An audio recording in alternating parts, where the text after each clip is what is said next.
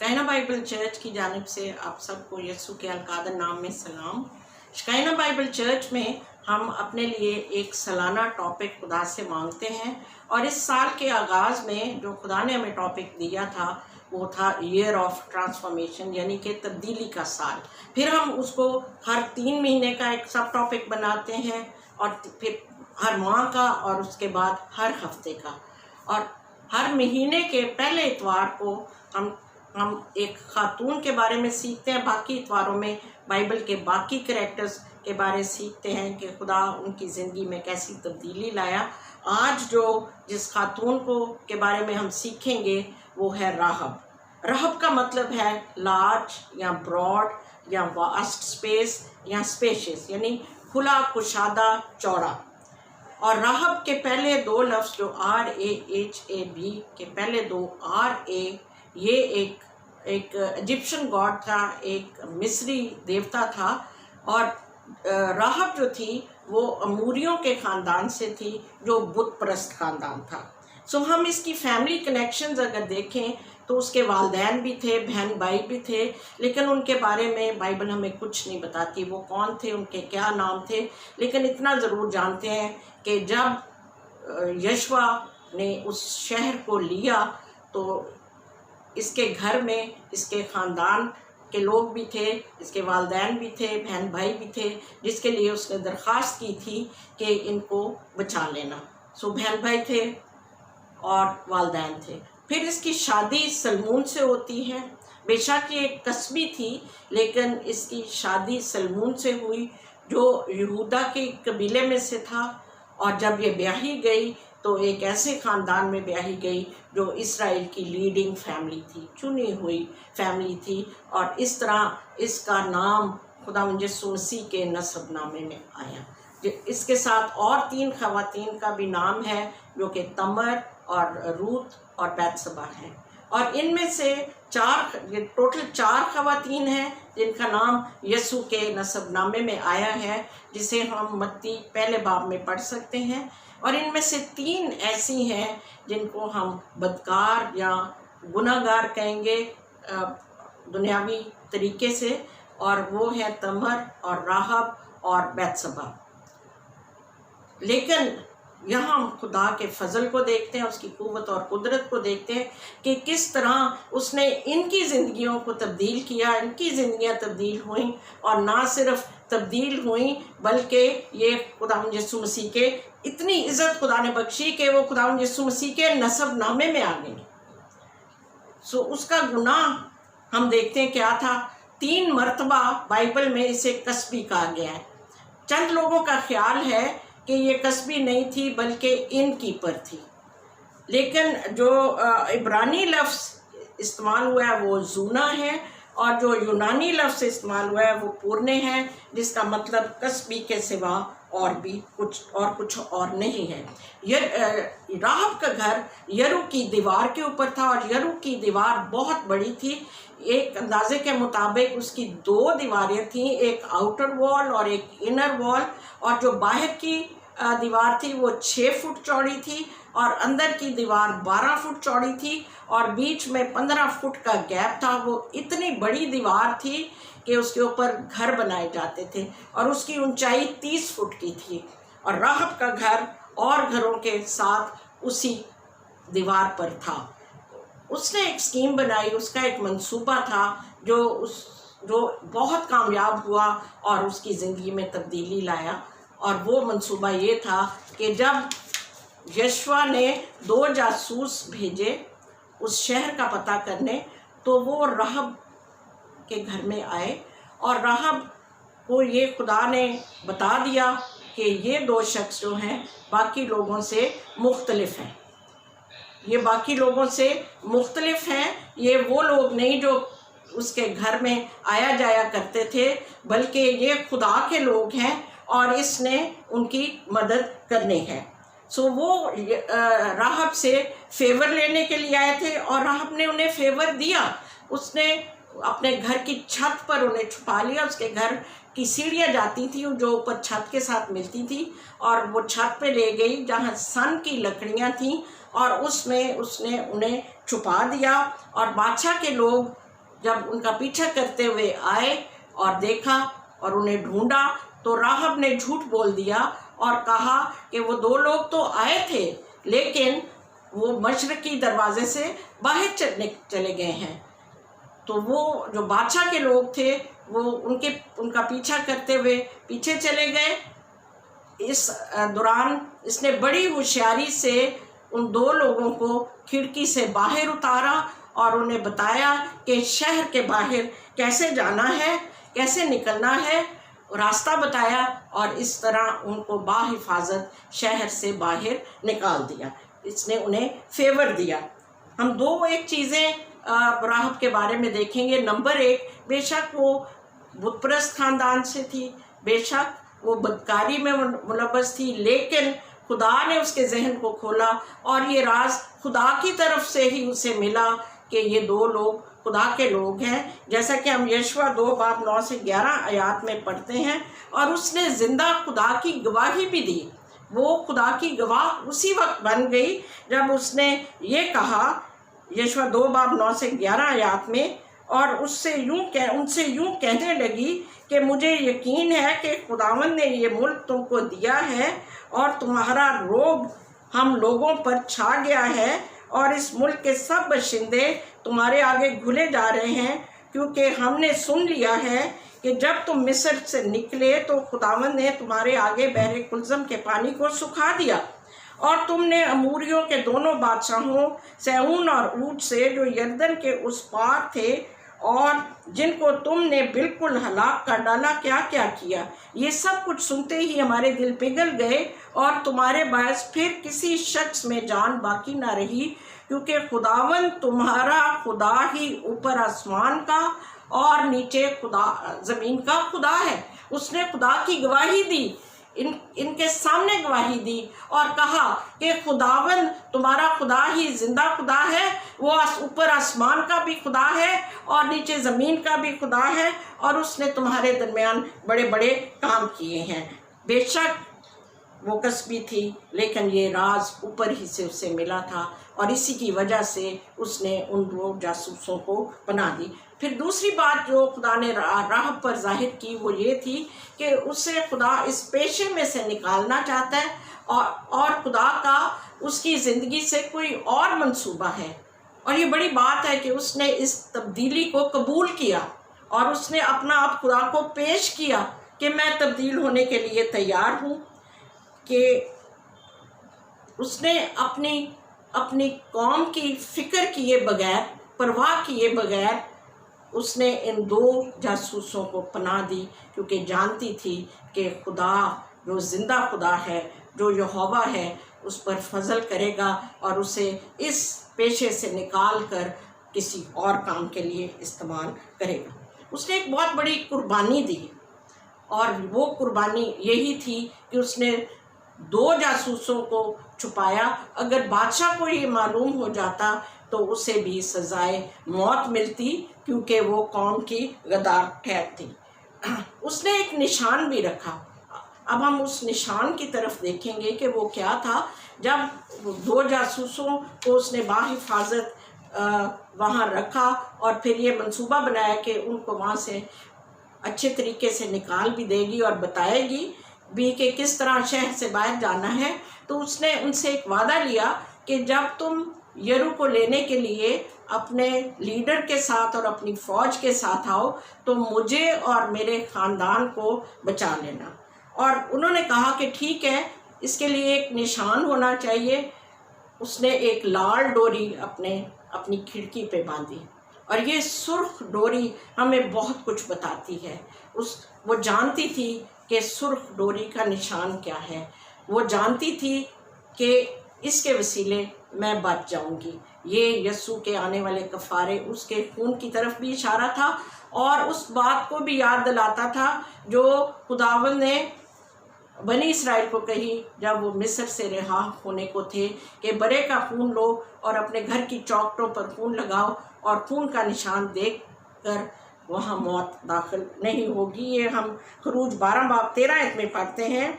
और जिन घरों में तुम हो उन पर वो खून तुम्हारी तरफ से निशान ठहरेगा और मैं उस खून को देखकर तुमको छोड़ता जाऊंगा और जब मैं मिस्रियों को मारूंगा तो वो तुम्हारे पास फटकने की भी नहीं कि तुमको हलाक करें। बनी इसराइल ने बरे का खून लगाया और राहब ने एक लाल डोरी, जो कि कफारे की तरफ इशारा था। आज हमारे पास हकीकी बरे का खून है। जब हम इस हकीकी बरे के खून को अपने घर की चौखटों पे लगाते हैं, अपने दिल की चौखटों पे लगाते हैं, तो इब्लीस हमारे घरों में दाखिल नहीं हो सकता है। उसकी मखलसी हम देखते हैं वो किस तरह हुई। अमूरियों के शहरों में से यरू सबसे बड़ा शहर था। तो खुदा ने यशवा से कहा कि जब तुम इस शहर तक पहुंचो तो इस शहर को भी तबाह कर देना और उसके रहने वालों को भी। लेकिन राहब ने एक निशान रखा था और इस वादे के मुताबिक उसके ख़ानदान को बचाया गया, और जैसा खुदा ने यशवा से कहा था उसने बाकी सारे शहर को तबाह कर दिया। उसका माशरे में क्या मुकाम था, उसका क्या रुतबा था, जैसे मैंने पहले बताया 3 मरतबा उसे कसबी कहा गया है। लेकिन फिर भी इब्रानियों के ख़त में, जो कि जिसको हम ईमान का बाब कहते हैं, जो पौलुस रसूल कहा जाता है कि पौलुस ने लिखा है, इब्रानियों 11 बाब 31 आयत में इसका जिक्र है।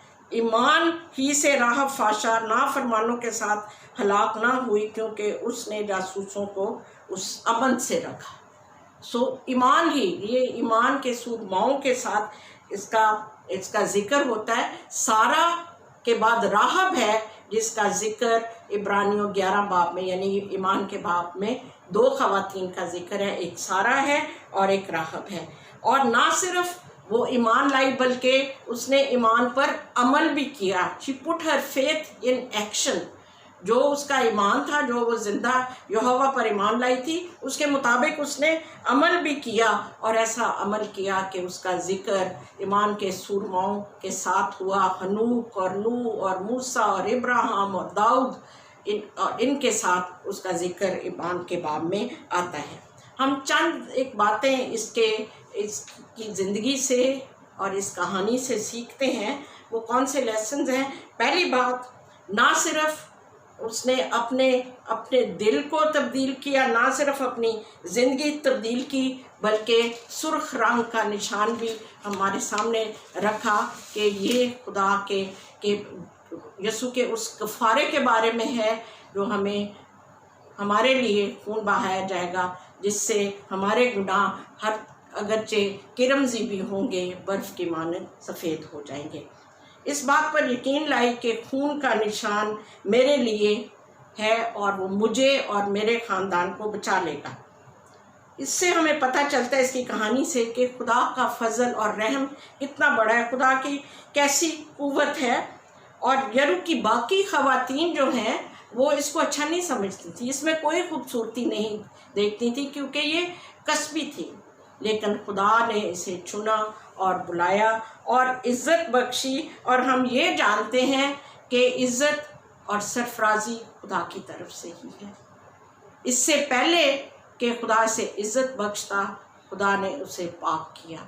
आज ज़रूरत है कि हम पाकीज़गी में चलें। अगर हम ये चाहते हैं कि खुदा हमें सरफराज करे, तो फिर पाकीज़गी में चलने की ज़रूरत है। खुदा ने उसे उन गुनाहों से छुड़ाया।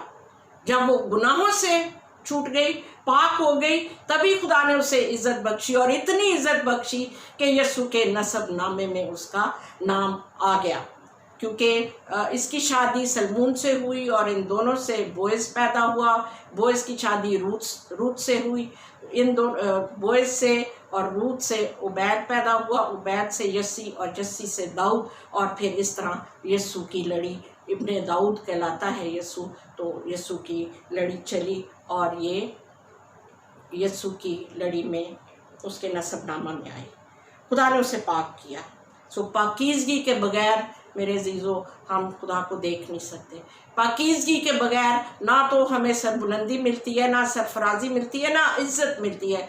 अगर आप चाहते हैं कि खुदा आपको सरबुलंद करे, तो ज़रूर है कि आप पहले पाकीज़गी में चलें, क्योंकि सरफराजी ना मशरिक़ से आती है, ना मगरिब से, ना जनूब से, बल्कि खुदा ही है जिसे चाहे सरफराज करता है। खुदा ने चाहा खुदा की کی مرضی ہوئی، خدا نے اس کے ایمان کو دیکھا اور اسے سرفراز کیا۔ سو راہب کے کردار میں کیا خصوصیات تھیں، اس کے کریکٹر میں اس کے کون سے کریکٹرسٹکس تھے، وہ بھی ہم دیکھیں گے۔ پہلا کہ وہ جانتی تھی کہ کس طرح زندہ رہنا ہے، وہ زندگی کو جانتی تھی، اس نے زندگی کو اختیار کیا، اس نے موت کے راہ کو چھوڑا اور زندگی کو اختیار کیا۔ وہ دلیر تھی، وہ بہادر تھی، اس نے اپنی قوم کے بادشاہ کے برخلاف ایک کام کیا کہ ان جاسوسوں کو چھپایا۔ وہ حالات کے مطابق جلد فیصلہ لیتی تھی۔ She was strong, sharp and smart. راہب خود غرض نہیں تھی، وہ دوسروں کا بھی خیال رکھتی تھی۔